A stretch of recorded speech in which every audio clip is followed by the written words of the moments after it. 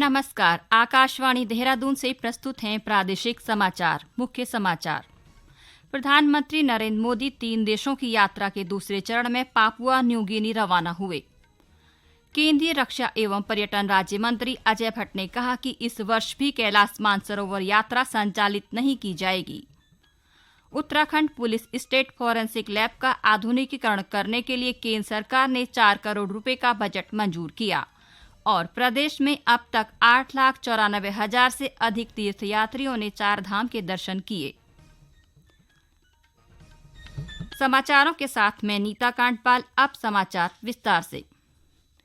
प्रधानमंत्री नरेंद्र मोदी 3 देशों Japan, Papua New Guinea और ऑस्ट्रेलिया की यात्रा के दूसरे चरण में जापान से पापुआ न्यू गिनी के लिए रवाना हो गए हैं। Shri Modi Papua New Guinea के प्रधानमंत्री जेम्स मरापे के साथ कल तीसरे हिंद प्रशांत द्वीप सहयोग मंच की बैठक की अध्यक्षता करेंगे।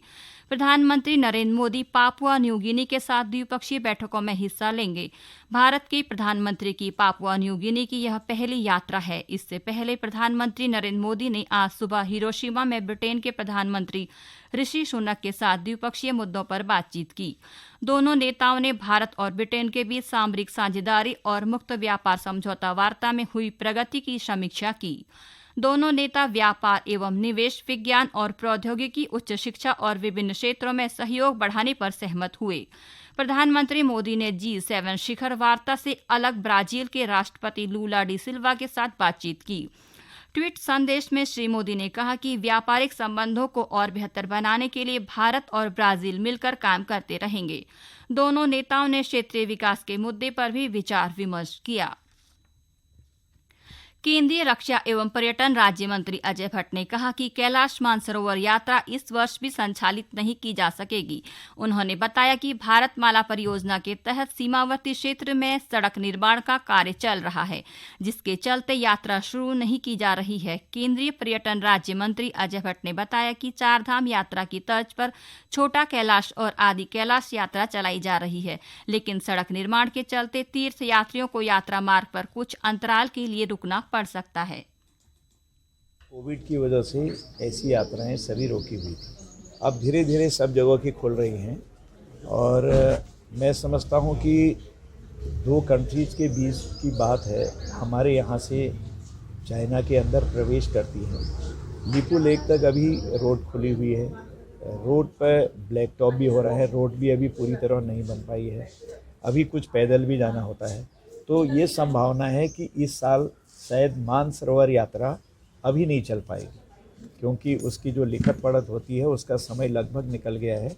जब चाक चौबंद व्यवस्थाएं हो जाएंगी, सड़क पूरी तरह हो जाएगी, तो फिर हमारे जाने पर कोई दिक्कत नहीं है। क्यों? प्रधानमंत्री नरेंद्र मोदी 25 मई को नई दिल्ली और देहरादून के बीच संचालन के लिए वंदे भारत एक्सप्रेस को नई दिल्ली में हरी झंडी दिखाएंगे। मुख्यमंत्री पुष्कर सिंह धामी ने ट्विटर पर यह जानकारी साझा की है। मुख्यमंत्री ने इसके लिए प्रदेशवासियों की ओर से प्रधानमंत्री और रेल मंत्री का आभार व्यक्त किया है। प्रदेश में आज उत्तराखंड अधीनस्थ सेवा चयन आयोग की सचिवालय रक्षक लिखित भर्ती परीक्षा सफलतापूर्वक संपन्न हुई। परीक्षा सुबह 11 बजे से 1 बजे तक संचालित हुई। परीक्षा में पूर्व में परीक्षा दे चुके अभ्यर्थी भी शामिल हुए।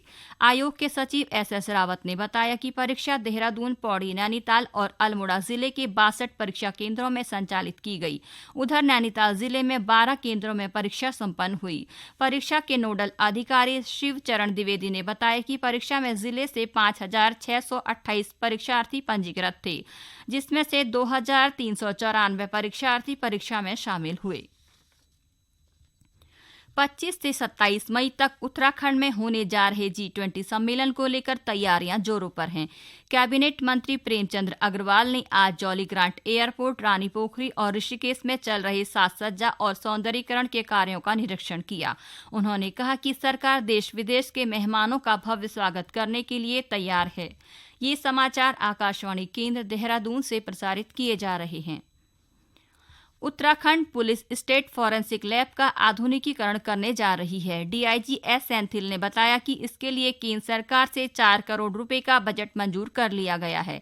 इसमें से 1.25 करोड़ रुपए बतौर धनराशि जारी कर दिए गए हैं। डीआईजी पुलिस आधुनिकीकरण सेंथिल अबुदई कृष्णराज एस ने बताया कि अगले 6 महीनों में लैब के आधुनिकीकरण से जुड़ा काम पूरा कर लिया जाएगा।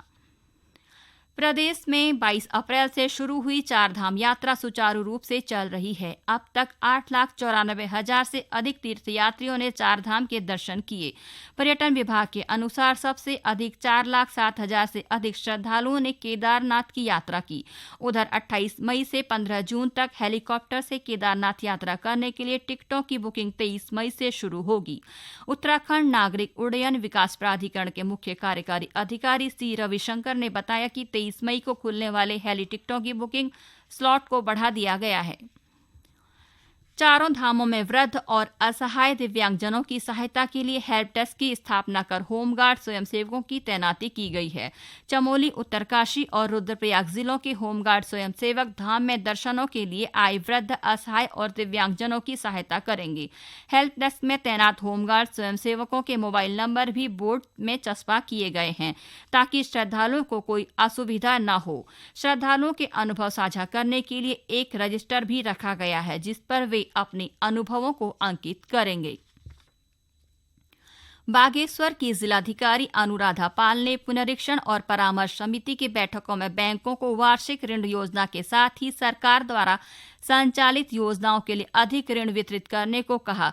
जिलाधिकारी ने कहा कि बैंकों में रोजगार परक योजनाओं के लिए जो प्रार्थना पत्र प्राप्त हो रहे हैं उन्हें जल्द स्वीकृत कर उन्हें ऋण दिया जाएगा।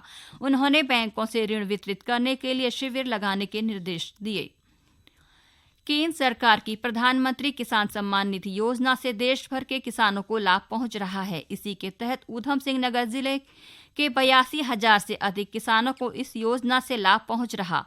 सरकार ने योजना की ई-केवाईसी के साथ भूमि का सत्यापन आवश्यक कर दिया है। पात्र किसानों तक योजना का लाभ पहुंच सके, योजना में छूटे किसानों को पुनः योजना का लाभ मिल सके, इसके लिए न्याय पंचायत स्तर पर शिविर लगाकर किसानों के बैंक खातों को आधार से लिंक किया जा रहा है, जिससे जिले के मुख्य विकास अधिकारी विशाल शर्मा ने बताया कि जिले में लगभग 82,000 किसान पंजीकृत हैं, जिनमें लगभग 37,000 किसानों को 13वीं किस्त जारी हो चुकी है।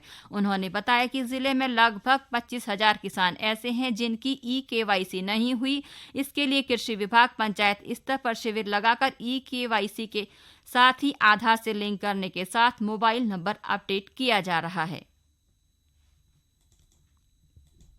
देखिए, इसमें लगभग 13 किस्तें जा चुकी हैं जो 37,000 किसानों को दी जा चुकी हैं। इसमें करीब हमारे जनपद में पोर्टल पर 82,000 लगभग किसान रजिस्टर्ड हैं, जिसमें से 25,000 कुछ किसान ऐसे हैं जिनके ई-केवाईसी नहीं हो पाए हैं और बाकियों के हम लोगों ने मुहिम चला करके कवर किए हैं। और इसमें न्याय पंचायत स्तर पर, ब्लॉक स्तर पर हमारी सभी विभागों की टीमें लग करके आपस में बेहतर कोऑर्डिनेशन करते हुए कैंप लगा करके ई-केवाईसी करा रहे हैं। जहां पर किसानों को दिक्कतें आ रही हैं उनको हम लोग बता भी रहे हैं कि कैसे आपको क्या डॉक्यूमेंट लगाना है, कैसे करना है। हमारा स्टाफ भी उनकी सपोर्ट कर रहा है और हम लोग उम्मीद करते हैं आने वाले कुछ समय में हम सारी की सारी जो ई-केवाईसी की पेंडेंसी है वो भी क्लियर कर लेंगे। अगर कोई बोगस बेनिफिशियरी है उनको भी क्लियर कर देंगे। उत्तरकाशी जिले में नमामि गंगे गंगा विचार मंच और जिला प्रशासन के तत्वाधान में गंगोत्री धाम में स्वच्छता अभियान चलाया गया। जिलाधिकारी अभिषेक रुहेला ने कहा कि वर्तमान में 4 धाम यात्रा चल रही है। इसे देखते हुए स्नान घाटों में स्वच्छता पर निरंतर ध्यान दिया जा रहा है। इस दौरान जिलाधिकारी ने गंगा की स्वच्छता अविरलता को लेकर लोगों को शपथ दिलाई। उन्होंने श्रद्धालुओं से गंगा को निर्मल बनाए रखने की भी अपील की। केदारनाथ में दूसरे चरण का कार्य तेजी से चल रहा है। रुद्रप्रयाग के जिलाधिकारी मयूर दीक्षित ने कहा कि केदारनाथ पुनर्निर्माण के कार्य समय पर पूरे किए जाएंगे। इसके लिए वायुसेना के हेलीकॉप्टर चिनूक से निर्माण सामग्री धाम में पहुंचाई जा रही है। उन्होंने बताया कि दूसरे चरण में कुल 21 निर्माण कार्य होने हैं, जिसमें 4 कार्य पूर्ण हो चुके हैं। शेष कार्यों को भी जल्द पूरा करने का लक्ष्य रखा गया है। जिलाधिकारी ने बताया कि आने वाले दिनों में मजदूरों की संख्या बढ़ाई जाएगी। श्री दीक्षित ने कहा कि यात्रा के बीच पुनर्निर्माण के कार्य भी गतिमान हैं। गौरतलब है कि प्रधानमंत्री कार्यालय से केदारनाथ पुनर्निर्माण कार्यों की समय समय पर मॉनिटरिंग की जा रही है। अंत में मुख्य समाचार एक बार फिर। प्रधानमंत्री नरेंद्र मोदी 3 देशों की यात्रा के साथ दूसरे चरण में पापुआ न्यू गिनी रवाना हुए। केंद्रीय रक्षा एवं पर्यटन राज्य मंत्री अजय भट्ट ने कहा कि इस वर्ष कैलाश मानसरोवर यात्रा संचालित नहीं की जाएगी। Uttarakhand police state forensic lab का आधुनिकीकरण करने के लिए केंद्र सरकार ने 4 करोड़ रुपए का बजट मंजूर किया और प्रदेश में अब तक 8,94,000 से अधिक तीर्थयात्रियों ने 4 धाम के दर्शन किए। इसके साथ ही प्रादेशिक समाचार का ये बुलेटिन समाप्त हुआ। नमस्कार।